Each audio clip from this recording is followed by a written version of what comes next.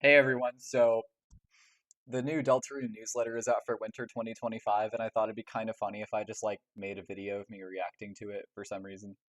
So I don't really know, I don't really think I need to make a video on this, but I just thought it'd be kind of funny just to like, just record my reactions to this just in case like I says something crazy. All right. So this Twitter post says, "It's winter, so that means another Deltarune newsletter. This contains a lot of fun stuff, including some concept art for chapters 3 and 4. We're sending it now, but it'll take a while for all the emails to go out. So, uh, here's the newsletter. Let's go ahead and click on it. It's winter." And then there's Santana, Santana, Santana.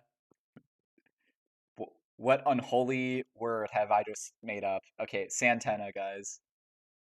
But anyway, he's giving out presents. All right, that's cool. Cold water falls from the top of the sky.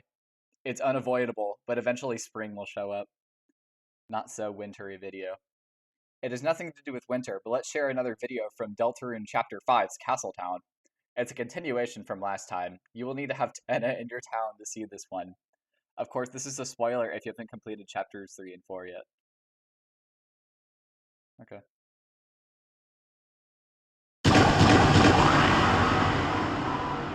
Guys, costumes now! It's Tenna! Hey, this ain't fit. Who cares, rubber brain? Just put it on. Something feels off. Just roll with it. There's no time. Oh, Tenna, whatever do you need, my pal? Oh my god. Hey Tenna, you're wearing the wrong costume too. That's not Tenna, you idiot. Why the heck did you knock it like that? You made us dress up. And are you ever gonna take that thing off? Hey, I'm talking to you. What was your name again? Look, I'm not saying that. Can we just call you Bluey? You want us to call you Bluey? You're Mike! Bluey is the name of the minigame. Look, oh no. Hello? Someone needs a little antenna message. It's Tenna! Everyone get your costumes on. Not you! Oh, where are you? Hey, where is he? Where is Bluey? I want to see my little Bluey. Bluey's the name of the game. His name's not Bluey. It's Mike. No need to do me, starts boy. I know Mike better than you. But sometimes he is a cute little Bluey. Now bring him out or I'm tightening your contract. Got it, boss. Oh boy. Mike, there's only one guy who never lets me down. Hey, Tenna. Oh, Mike. You don't look very bluey today. Yes. I don't feel very bluey today. No, message. Massage is a massage. I'll close my eyes. Now feel free to come up there and let her in. Hey, Mike, when are you gonna start the, I'm not doing it. Huh? I'm not doing anything for you anymore. You always were a jokester, Mike. Not when you treat the people who work with you like expendable trash. Trash? Mike, you know I don't do that. I'm always, adding like a little bonuses to their contracts. Leftover would be fine,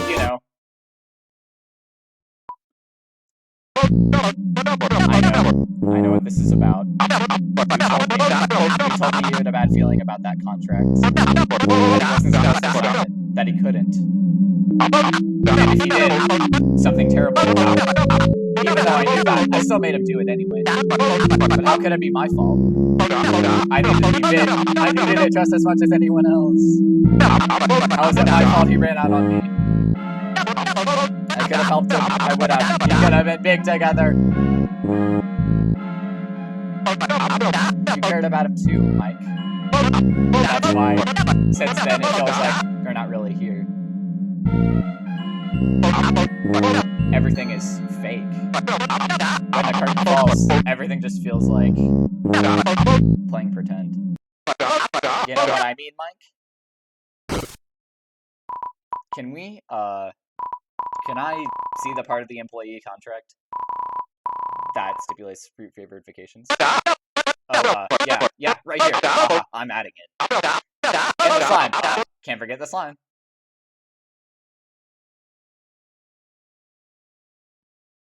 I can never forget the slime. You know, I think I need to go. Get more plea. Yeah, great idea, Mike. Great. Chris? I don't know if it's just me, but the story of Mike's seems really keep an eye on that for me. Excuse me? Okay. Bro. Okay, that was pretty funny. I had the volume at 100 the entire time, so my ears are absolutely blasted at this point. That was pretty funny though. Wait, shoot, how do I exit this? Am I crazy? Oh. Why do I not know how to exit? Why do I not know how to exit? Also, my mouse is really dumb on this computer. I don't have one plugged in. I want to exit. Let me exit. Fine. I'll close the newsletter. Yeah, alright, there we go. Okay, it was just the video. I had to close that tab. Okay, that was... Yeah, my brain was not braining. Okay, Anyway, let's move on. Oh my god! What is that? What is that? Is that Cootie? Is that actually Cootie? Oh my god, who is that? Deltarune Chapter 5 status update. Progress is going excellently. We have begun the localization process. We extracted text from the game. 8.4 and I annotated all the text with notes for the translator. Nice. After localization reaches its final stages, we will begin testing with a professional testing team. We also need to examine how the game operates on consoles. We will start considering that in January. If I had to give a realistic estimate, I believe that it will take several months to release the game from where we are now. It feels crazy to say this, even though only 6 months ago you guys had chapters 1 and 2, but in a few months, much of the team will probably already be focusing their attention on chapter 6. Okay, so it seems like the chapter actually might release a little sooner than I thought, because I've been thinking like September, like mid-September, like Undertale's anniversary. I've been thinking about that for the release. It might actually be a little earlier than that. I might be like, I'd say July or August at this point. I feel like July or August are both like reasonable estimates for when this comes out. But yeah, it's really not going to be that much longer. Like it's really just going to be like 7 or 8 months, which is, it seems like a long time, but compared to like how long we usually have to wait for Deltarune chapters, that's really reasonable. Like it's more than a year, but like it's not that long, honestly. Anyway, they're almost ready for chapter 6. That's kind of crazy. A few more details. All the rooms in the game are more or less done. Mine is polished to the backgrounds. Almost all the scenes in the game are complete. A single-digit amount of them need visual polish. Most of the battles in the game are done, except for a couple. These unfinished battles just function from beginning to end, but need adjustments to their pacing and bullet patterns to be considered complete. The game contains hours of fun. Yay! A musical tidbit. I looked through the soundtrack, and this is the only song that doesn't spoil anything. Shop 3. Alright, let's listen to this peak. Remember to close the tab this time, too.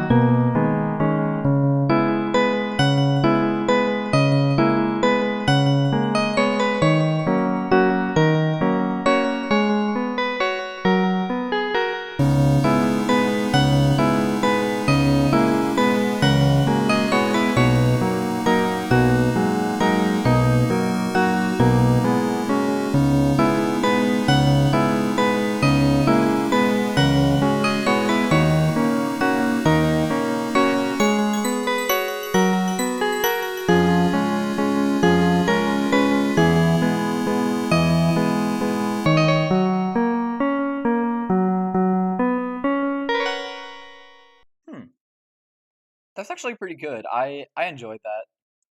It was interesting. I don't really know how to describe that song. It kind of does remind me of like something that might play in like a garden area, which is where chapter 5 is theorized to take place. Um yeah, that was an interesting song. I mean, like obviously Toby said it's like the only one that doesn't really spoil anything, so it's not like a dead giveaway for anything, but I think that's pretty cool. And I guess it says shop 3 because there's two other shop themes, those being Lantern and let's see, Lantern and Hip Shop, I guess, are the two that I'm thinking of. And also I'm also thinking of that one, the freaking DJ song. I forget what it's called. I already forget what it's called. Sound Studio. I'm thinking of Sound Studio.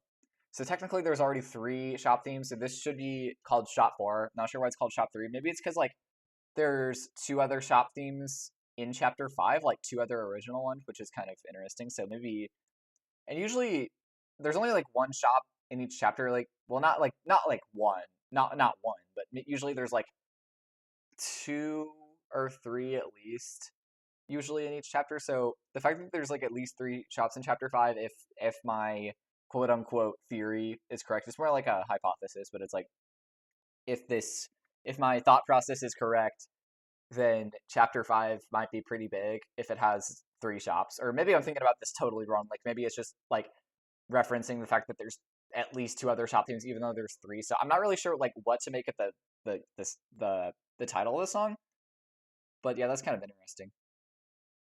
I thought is a pretty good song. Most of the remaining shopkeepers in the game still use it. Wait, no. Most of the remaining shopkeepers in the game use this music. That's cool.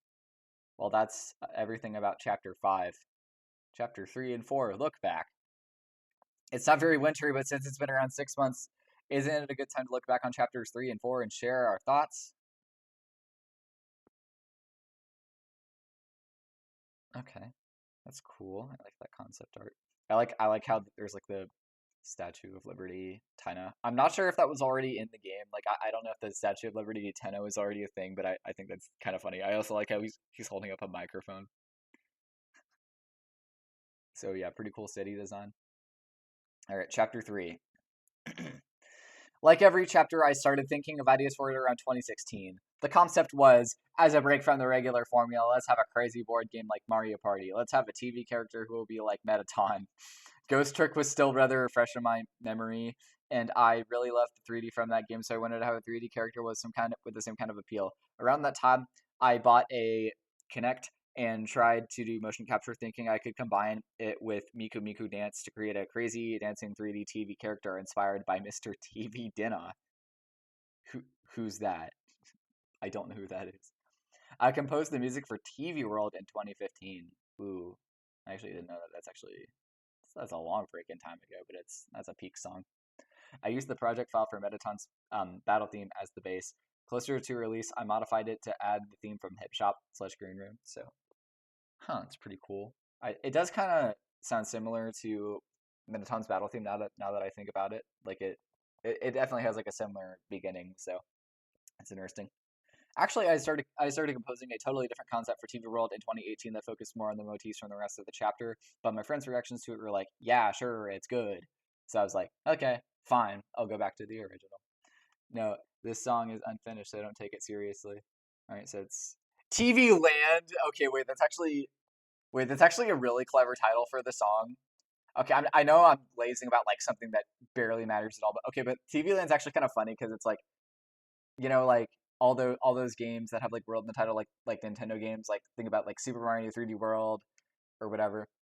Well, there's also Land games that are also made by Nintendo, and they're usually considered to be worse than the World game. So it's like Land is like inferior to World in that sense, like if that makes any sense. And that's kind of what Toby was going for here, since it's also a work in progress. But yeah, let's hear it.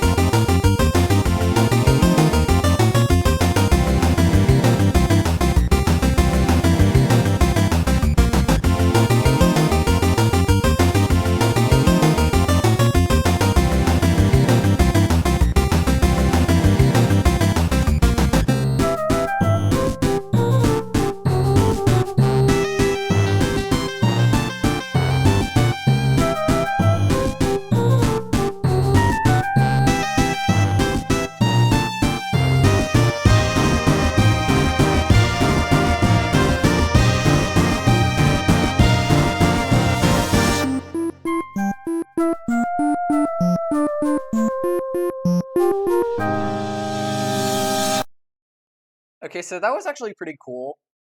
That was I do have to admit that was better than I expected. I expected it to be like a more like a slightly more shallow TV world that had like more themes from the game. That was actually pretty good. I like how it goes on like it takes on like an 8-bit style, kind of like the other board themes, but it's obviously for the TV world, and like I actually think it's pretty good. Like I like how it incorporates the motifs into the song. Like I've always really enjoyed how Toby Fox like incorporates the motifs from his characters and like themes into the game.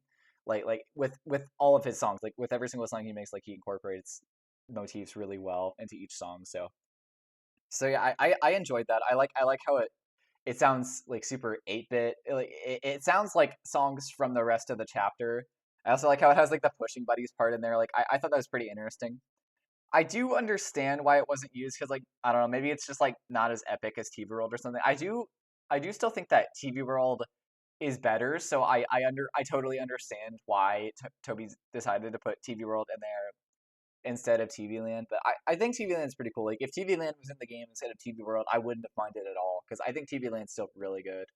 But yeah, I totally get why he scrapped this one. Although yeah, it's a really cool song. So honestly maybe it should have been in the game anyway, like in some other place. Like that would have been pretty cool.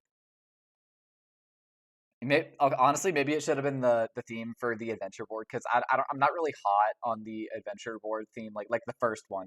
I think Paradise is pretty good, but that's for board two. I'm talking about board one. I don't really like the adventure board theme as much as some other people do as I've seen. So it's like it's just if they used TV Land instead, that would have been a lot cooler in my opinion. Like that's just how I feel. I drew 10 up in 2017. Before that point, his name was Mr. TV Guy. Okay, Mr. TV Guy. All right, let's see.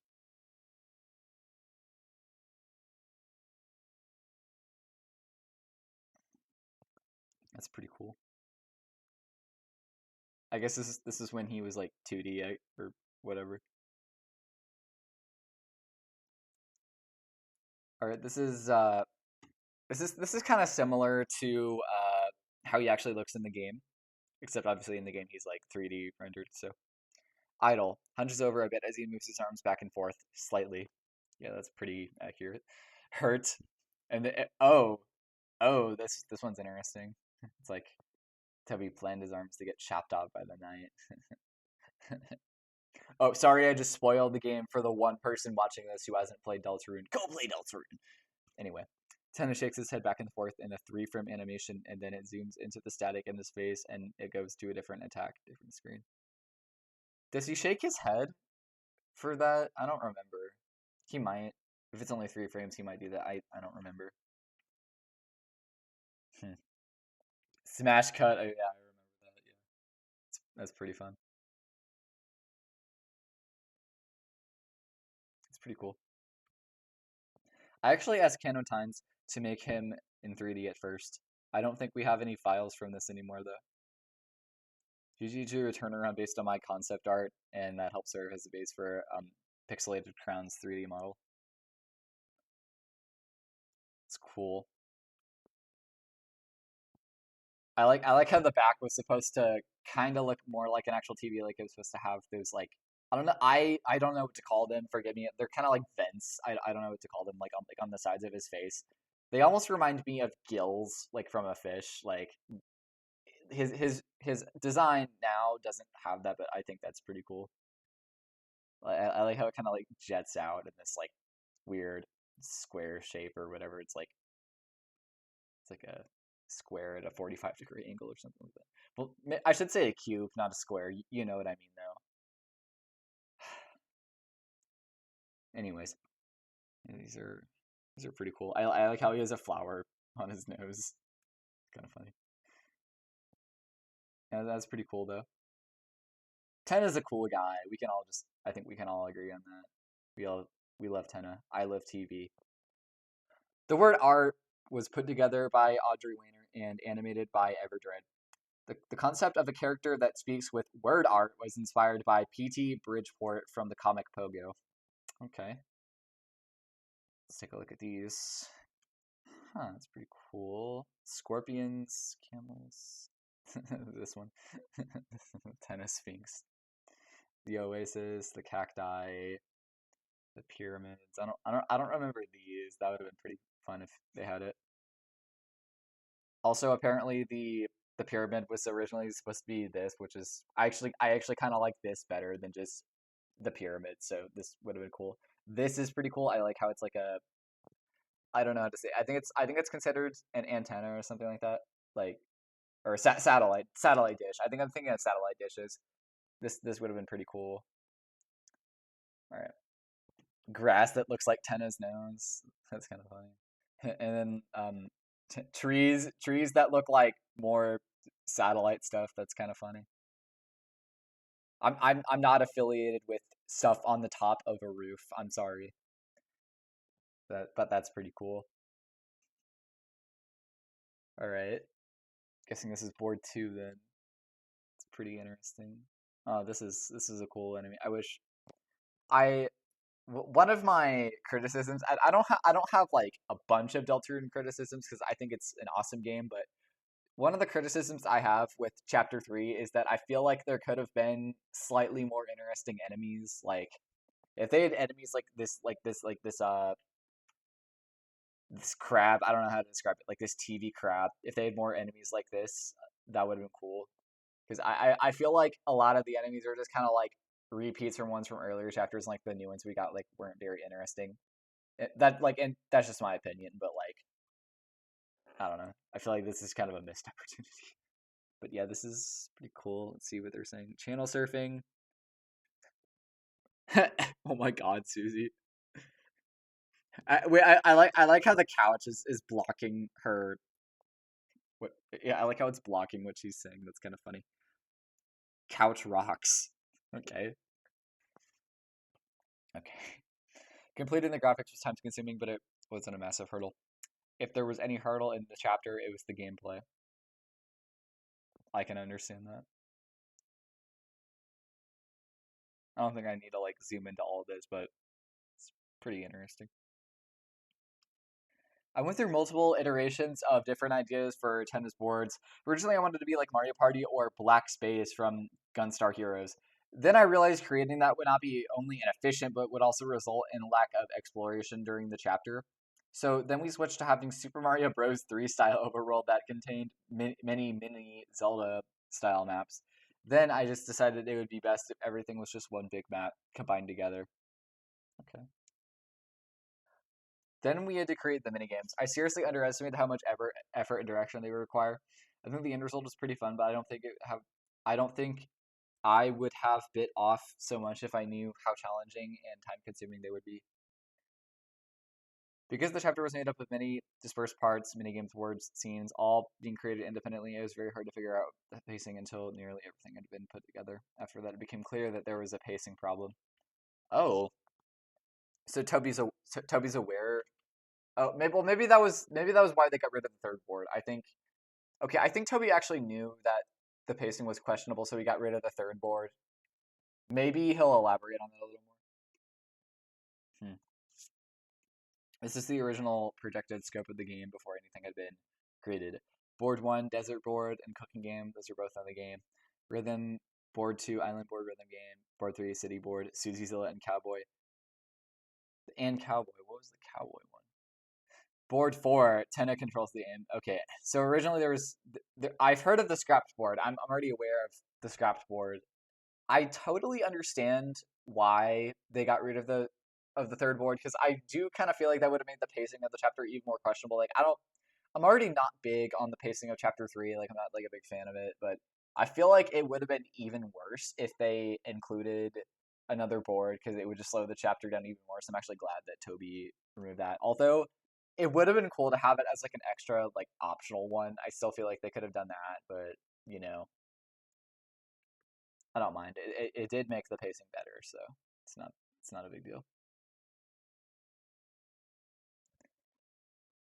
At that time, I had assumed that the boards would have been much quicker experiences. Only the city board would have been larger, with one minigame with one minigame within each half of the city. Completing both games would allow you to go to TV Tower, which would trigger a sequence which ultimately brings you to board 4. There was no S-Ring room in the original concept. After programming most of the game, this is what we had come up with.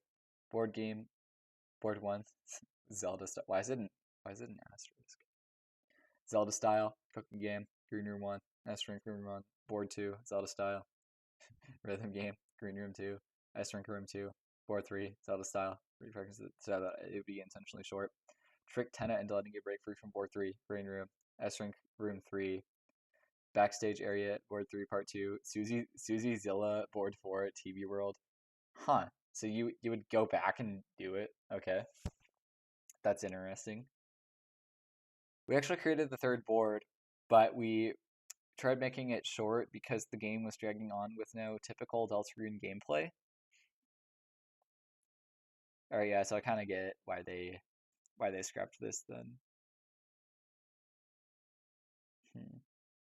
Because that we also added an overworld area in between each half of board 3, the backstage area. It was made of wood and heavily fractured sneaking mechanic. This is all also where you originally fought rules card. Okay. You originally fought him backstage. Okay. I don't know if I've seen like the full concept for board 3, but I feel like I watched a video on it a long time ago. It's pretty interesting, but I totally get why it was cut from the game. All right.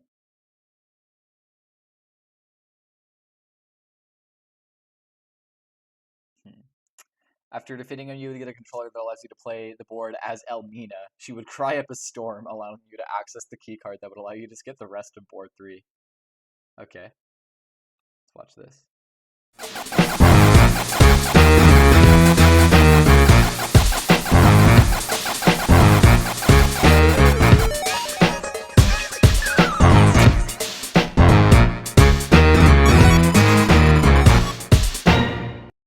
Mooncloud key card. Okay, I also like how they use the scrapped OST sneaking.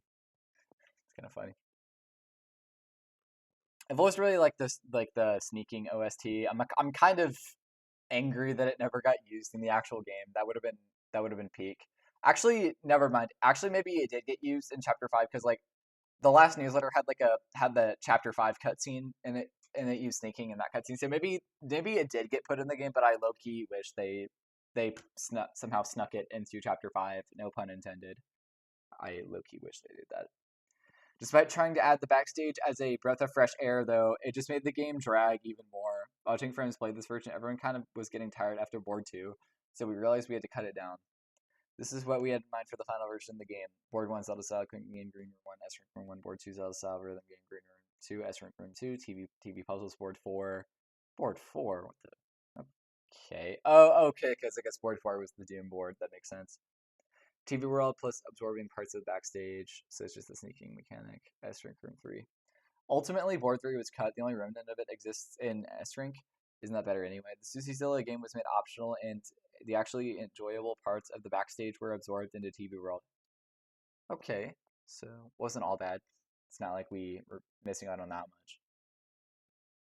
Some people are of the opinion that having more things is always better, but when you think of the entire game, with all chapters as an overall experience, you think you don't really want any chapter to bog it all down.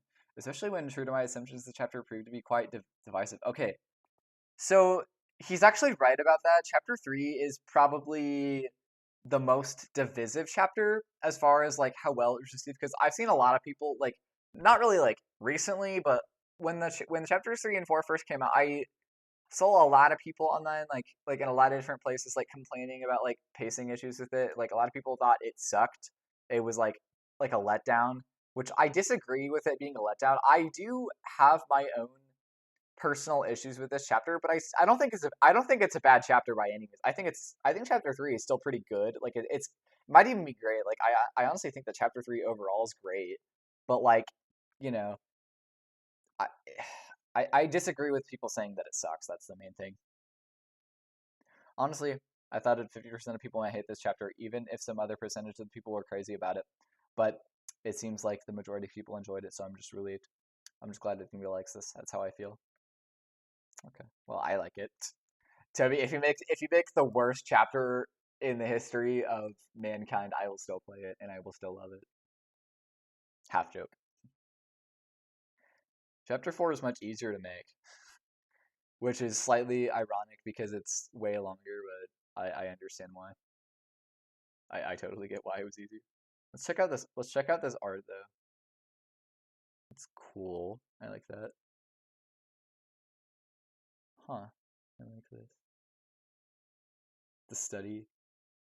I'm old. Bro. I like us testing out different outfits. Okay, which one of these is the best one? Let's see. I'm not a big fan of the lighter color. I don't know why. I guess. Well, I guess that's kind of how he looked in Undertale. Now that I think about it, I don't know. I'm just not the biggest fan of it, especially with like his scarf being orange.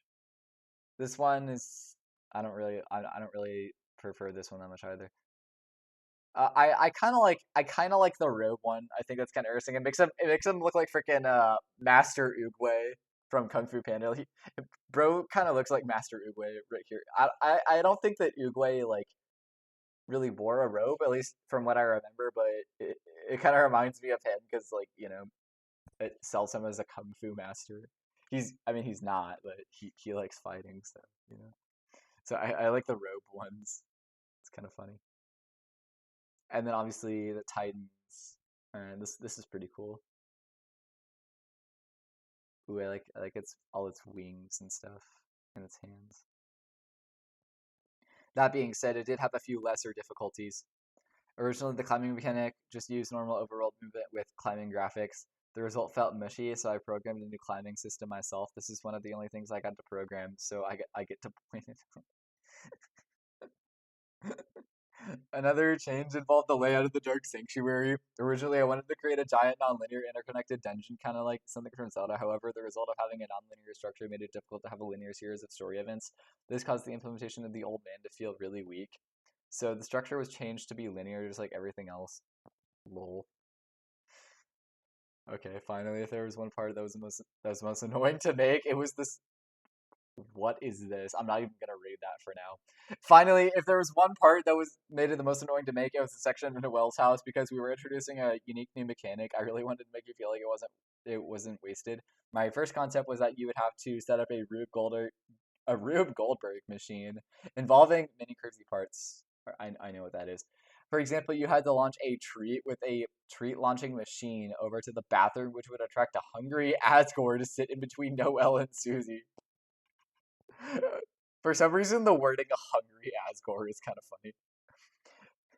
Then, when that didn't work out very well, we tried installing a toy train that would go all the way throughout the house and make puzzles around this. I was having so much trouble, I ended up just making my friend Andrew hustle. We were thinking of ideas.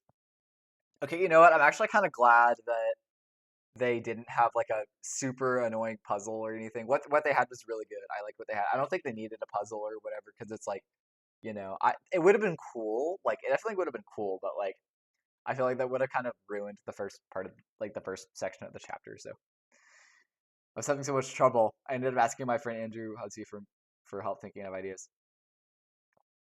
I'm going to toss out an idea that might sound really stupid, but let's just roll with it for a bit and see where this goes. Imagine instead of the treat catching Snoopy toy on the table at the center, there's a large bust of Macaulay Culkin screaming, like this classic pose. Except it doesn't literally have to be Macaulay. It could just be a character that makes sense in the world. Let's just say it's Papyrus for now. Oh God. Okay, well that would be weird. Another key difference is that the bust initial form doesn't have two hands on either side of the head. Those are separate pieces which are elsewhere in the house. The bust must be completed to proceed. The reason for this is because of that's happening. The bust keeps getting knocked over and destroys things, so it must be buttressed from either side with two supporting stone hands. Why does the bust keep getting knocked over? This is a key event that needs to keep being repeated often naturally in order for the puzzle to work. Luckily, it's obvious that this is what this should be. The answer is already provided by the scene. Adscore is cleaning the bathroom. By now, he has moved on to scrubbing the shower. You'll need to move the shower curtains. You can see him, but the floor is very slippery, so he keeps falling on his ass and shaking the whole house. Whether this is chronologically accidental to his buffoonery is an open question. Maybe Curse sneaks through the vent and pops a little paper bag to startle him. Oh my god. The point is, it just keeps happening every time it needs to. Okay, so it sounds like they had a lot of like interesting puzzle concepts for the house, and they ended up just going with like the vent section, which is still pretty cool. What happens when the bust is knocked over? Every time it falls on the floor and starts rolling around, an out of control bowling ball destroying things, and you just solve the cookie puzzle. At first, it rolls to the right side until you find the right hand and push it into place. Ultimately, I realized that just focusing on the story and atmosphere is the best, and so we finally remade everything one more time. I think it turned out great. I think most everybody enjoyed this chapter. I know I did. Chapter 4 is my favorite chapter, dude. The fire extinguisher NPC. Okay. Okay. It animates like a flip book to show emotion. For example, showing a sun when happy. Okay, so that's like the bibliox, I think it's called. Linking out of sync as it animates. Hands are made of bookmarks. What is this? I don't recognize this. What is this? I don't recognize that face. Looks like Jevil. I don't recognize that. Oh my god, dude, I know what this is.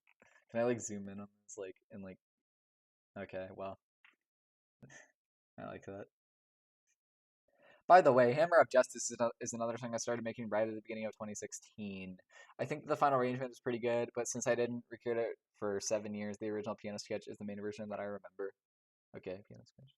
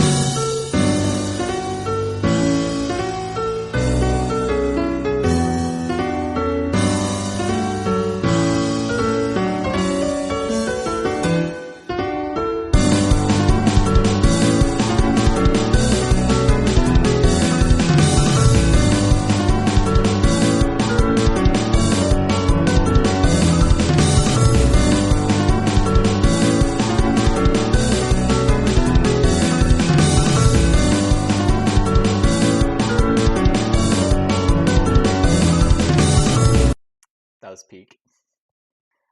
Yeah, pretty cool. Main team breakdown. I feel like the credits aren't clear enough, so let's talk about the main team a bit. The rest of chapter 2. CR program most of the cutscenes in chapters 3 and 4, handled localization and implementation, handled patches and building the game from every platform, and helped with testing and organization. Also had to remake Noel's house sequence 3 times, occasionally makes journal comics, and has a hydroponic garden growing in recycled trash. Grew an avocado plant and a Spamton popcorn bucket. Okay. Sorry I'm reading this fast, I'm just trying to get through everything. But every time I worked on the scene with the snack tray in chapter 4, it made me want a cheesed cracker. That's kind of real, though. Fred, programmed the boards in chapter 3 and most upper rooms in chapter 3 and 4. Apparently his favorite food is tacos, and he almost left that as text in the game. Made a game called Love. Okay.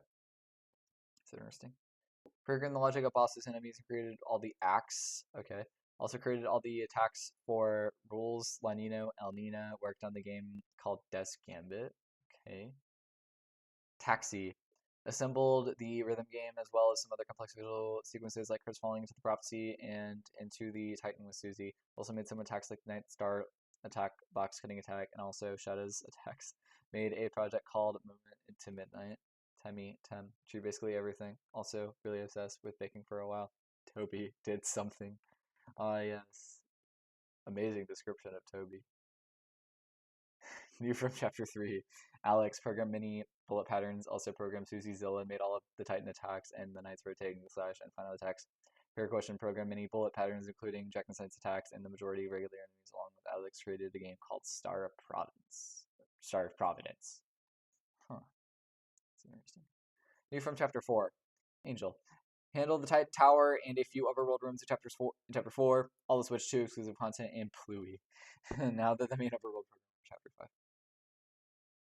I think my favorite part of Chapter 4's development was when I got to dual wild cats. Well, no, dual wheeled cats for a while. I wished I could do that in real life all day, every day. Juiced. He did the title and assembled visual background details for chapters 4 and chapters 4 and 5. Sarah JS did various visual effects and difficult programming things, helped with lighting, ripples, prophecies on chapter 4. Now creating cutscenes in chapter 5. What's ripples? Is that like the song Ripple from chapter 4? Or is that, oh, I think I know what that is actually. Whenever you're walking in the dark sections, there's ripples. All right, never mind. I know what that means. Andy, he created 3 Michaels in the games Jongler and Batat. Now, working on things he doesn't know what they are, created the game Knuckle Sandwich. Okay, it's actually kind of interesting. So I'm actually one of the people who thought that that was their actual names. Like, I thought that Batat, Jongler, and Pluie were the actual, like, the real names of the mics, besides just Mike. Apparently I was wrong. Apparently their names actually are Mike. Alright, so I'm wrong about that, which is kind of funny. Alright. Quote, I had to move my workspace into another room because I was yelling into my microphone too much. Robert, producer, this is a soft spot for older Japanese men and history. While generally not involved with the core development process, he works on team organization, task management, and publishing guidance. May actually be a frog. Guests. Ondi.